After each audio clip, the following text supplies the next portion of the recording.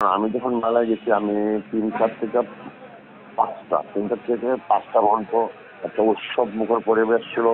সবাই আমাদেরকে কংগ্রেচুলেট করছিল, সবাই ছবি তুলতেছিল। হ্যাঁ, এবং এই যে যারা এটা তো ভিডিও আছে আমার কাছে, জি জি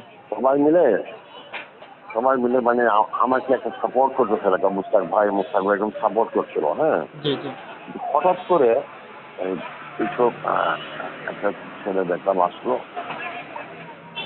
সে ঢুকে আরো কয়েকজন ঢুকে তখন আবার এই কাজটা করলো। বুঝতে পারছি থেকে জি জি জি তো যেখানে 3টা থেকে 5টা ছিলাম, হাজার হাজার মানুষ, সবাই ছবি তোলা, আবার বৃদ্ধ বনিতা সবাই।